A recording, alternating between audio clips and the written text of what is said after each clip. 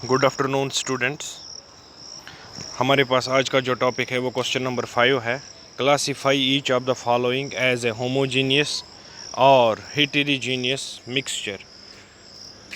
यानी कि नीचे जो वर्ड्स दिए गए हैं, जो चीज़ें दी गई हैं, सोडा वाटर है, वुड है, एयर है, सॉइल है, विनेगर है और फिल्टर्ड टी, यानी कि फ़िल्टर की हुई चाय जो बाद में टी पॉट या कप में डाली हुई हो, ये है फ़िल्टर्ड टी।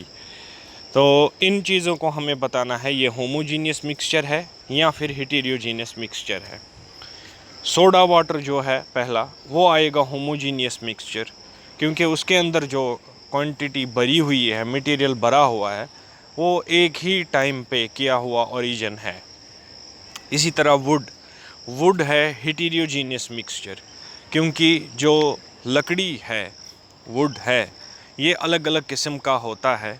इसमें जो है फीचर्स और टेक्सचर अलग अलग होते हैं, और इनका जो नाइसिस है यानी कि ओरिजिन है, जेनेसिस है, वो है हेटेरोजीनियस टाइप का, क्योंकि यूनिफॉर्म इसमें सेम मटेरियल नहीं होता। और जो ये वुड है, ये कोई एंजियोस्पर्म लकड़ी का हो सकता है, कोई जिम्नोस्पर्म लकड़ी का हो सकता है, फिर उसके बाद कोई मोनोकॉट या डाइकॉट, इस तरह के अलग अलग जो है इसमें वुड की वैरायटीज़ आती हैं। तो अगर ये मिक्सचर होगा तो ये फिर हेटेरोजीनियस मिक्सचर है। इसी तरह एयर जो है, ये होमोजीनियस मिक्सचर आता है, क्योंकि है तो मिक्सचर ही, क्योंकि एयर में ऑक्सीजन भी है, कार्बन डाइऑक्साइड भी है, नाइट्रोजन भी है, जो भी है, लेकिन है सारे गैस। यानी कि अगर हमने मतलब किसी बैलून में या कंटेनर में गैस भरी हुई है, तो वो मिक्सचर ही मिक्सचर है, वो मिक्सचर ही मिक्सचर होता है इसमें। तो अलग अलग किस्म का, इसलिए हम इसको एयर को जो है होमोजीनियस मिक्सचर कहेंगे।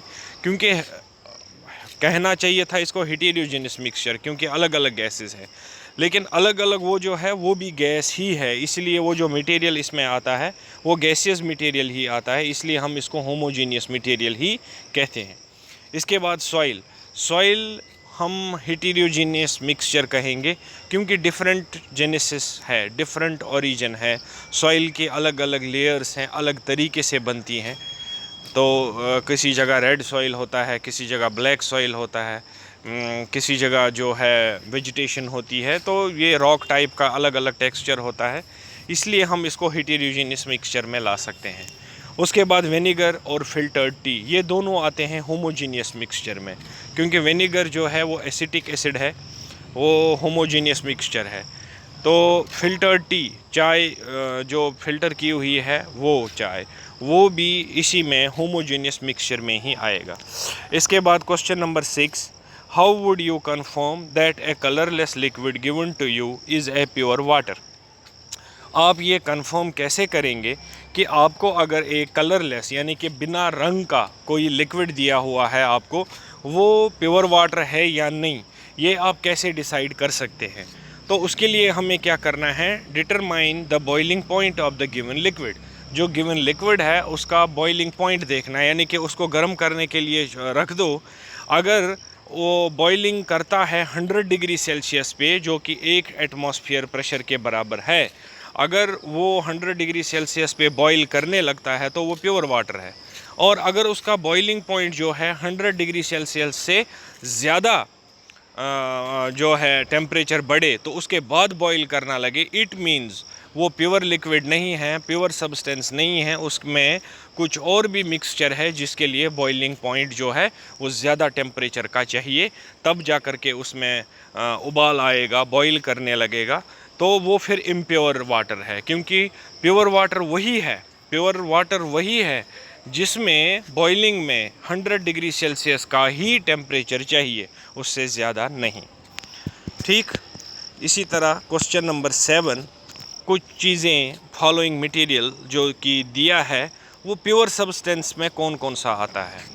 इसमें जो है वर्ड्स दिए हुए हैं, A part ice, B part milk, C part iron, D part hydrochloric acid, E part calcium oxide, F part mercury, G part brick यानी कि ईंट, एच पार्ट वुड यानी कि लकड़ी, उसके बाद आई पार्ट उसमें आता है एयर। अब इसमें बताना है प्योर सब्सटेंस कौन सा है, यानी कि इसमें मिक्सचर नहीं चलेगा, इसमें किसी भी तरीके का मिक्सचर नहीं चलेगा। जैसे इसमें आइस वो प्योर सब्सटेंस है, उसको रख दो लिक्विड बना, उसको बॉईल कर दो तो 100 डिग्री सेल्सियस पर ही बॉईल होगा, इसलिए वो प्योर सब्सटेंस है। उसके बाद इसमें आता है आयरन। आयरन जो कि लोहा है, जिसका फिक्स्ड मेल्टिंग पॉइंट होता है, उसी पर जब वो मेल्ट करे तो वो प्योर सब्सटेंस आ जाता है। उसके बाद C part hydrochloric acid HCl, जो हमारे स्टमक में भी होता है to digest our eated food. तो ये चीज़ें जो है ये प्योर सब्सटेंस में आती हैं। जैसे कैल्शियम ऑक्साइड भी है, तो कैल्शियम ऑक्साइड यानी कि CaO, जो ये ऐसा एलिमेंट है जिसका ऑलरेडी ऑक्सीजन मतलब ऑक्सीडेशन हो चुकी है, CaO बना हुआ है, तो ये भी प्योर सब्सटेंस में ही आता है, जिसको हम कहते हैं लाइम, LIME, लाइम यानी कि चूना, ये प्योर सब्सटेंस ही होता है। उसके बाद ई पार्ट मरकरी। मरकरी मींस ये एक मेटल है, आयरन की तरह ये मेटल है, बट डिफरेंस इज़ दैट ये लिक्विड मेटल है। लिक्विड मेटल है, बराबर हर एक मेटल की प्रॉपर्टी इसमें है कि जो है metal conduct heat, metal conduct electricity, जो भी है करंट वगैरह, तो इसमें वो बराबर की प्रॉपर्टीज़ है। सिर्फ एक डिफरेंस है वहाँ पर कि ये सॉलिड नहीं, मेटल हर एक सॉलिड है बगैर इस मरकरी के, ये भी मेटल है लेकिन लिक्विड है। बाकी प्योर सब्सटेंस ये भी आता है इसमें।